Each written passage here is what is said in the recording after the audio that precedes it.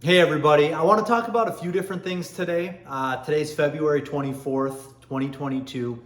Pricing is going crazy again. So last July, the lumber prices hit their all-time high. And at that time, we adjusted all of our prices. We kind of got caught up and they reflected what the lumber prices were in July.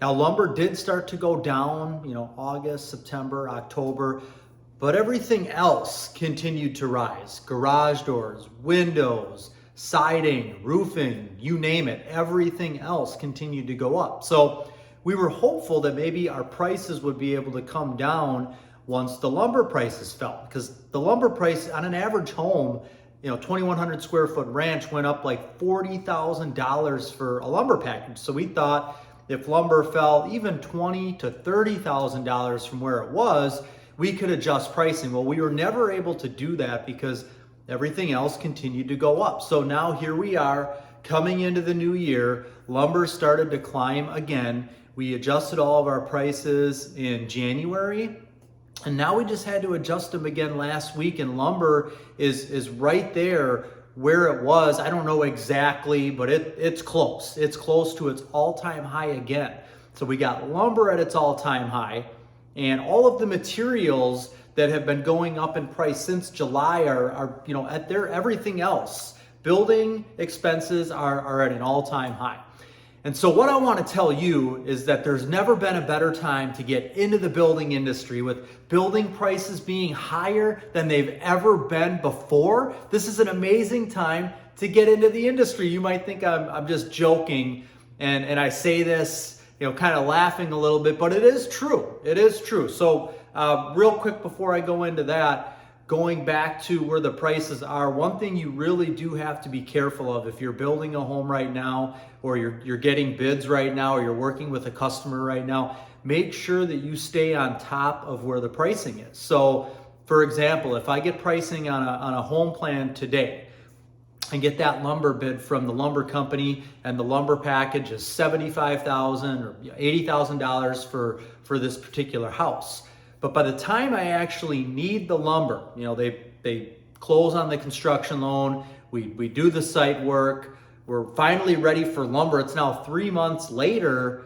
You got to make sure that your prices are good. And one thing that you can do is, if you're putting a building agreement together, make sure that you've got some type of info in there that says, a clause in there that says, if material costs go up by 10%, that the customer is going to have to be responsible for that, or for some of that. Something to protect you, so that if lumber prices go up $20,000 between the time that you give somebody a price and the time that you take delivery on lumber, that's not your fault. You didn't screw up there and give an off amount. You shouldn't have to be held accountable for that. So just make sure you got verbiage that says that. Now, before I go into why this is a great time to get into the building industry, I do want to take a quick minute to talk about my membership service that I offer. And I've got a couple different ones, and I'm kind of stepping them up, ramping them up. They are going to be a great value. It's going to give you all of the information and ongoing support that you need to build a spec home and become a home builder. I've got my $5 a month membership, which includes private Facebook group with ongoing support there. Ask questions, get those answered, have access to a video library of videos that aren't on Facebook here. And then my $35 a month membership has all of the same things, but there's live Zoom Q&A sessions, and then there's also additional videos that aren't available in that $5 a month service. So there's different videos, more videos available in that $35 a month service. It's a great value. And then of course, I do have my monthly phone call, 1 hour a month consulting calls that are an amazing value. We can cover so much in that amount of time. And I'll put my email address in the description below so you can contact me for that. I'll put the links for the memberships below so you can check those out as well. Okay, so back to what I was talking about before. This is an amazing time to get into the building industry. The reason for that is there's still such huge demand for homes. I mean, if you think about the fact of, all of these homes that were built many, many years ago that are becoming dilapidated, they're getting torn down, they're needing to be rebuilt. along with the increasing population in our world, there's always statistics coming out that say, builders are going to need to build X amount of homes for this many years to finally be able to meet the demand of buyers that are out there. And yes, building costs being at their all-time high aren't really helping anything. And the fact that interest rates are creeping up and are going to continue to go up, that's not going to help things either. But I heard somebody on the news last week say that they think that we could have a strong continued housing market for the next 5 years. And you should believe everything that you hear people on the news say. No, that's a complete joke. I don't know who this person was. Never saw her before, but that was something that she said. She had a guest that came on. I don't really watch the news much. I don't want to get into that whole thing, but it was on. I heard it. I'm saying it.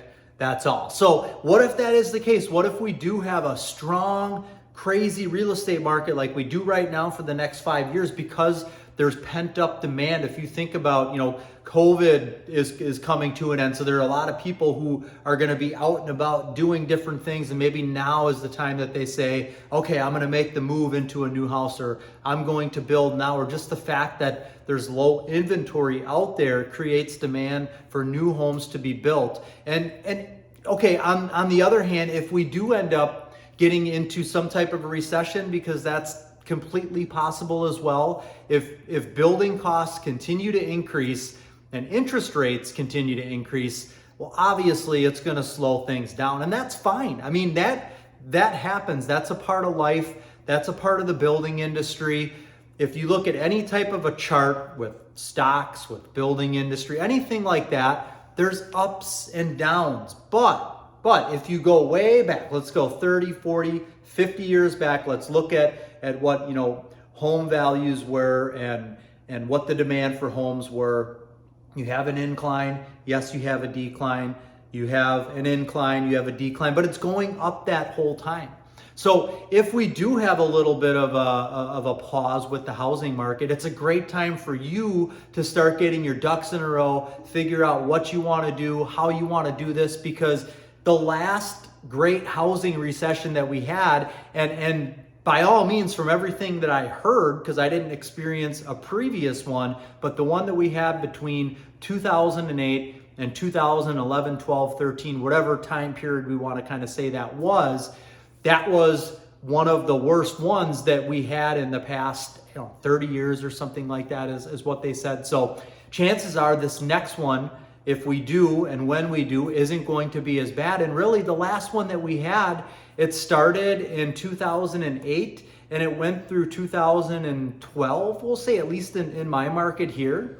So it's not that long. If you start getting your ducks in a row now, you're gonna be ready to go when things boom and take off again. And I'm here to tell you, we started our home building company. My dad, Jim, the other owner, we started our home building company in 2010.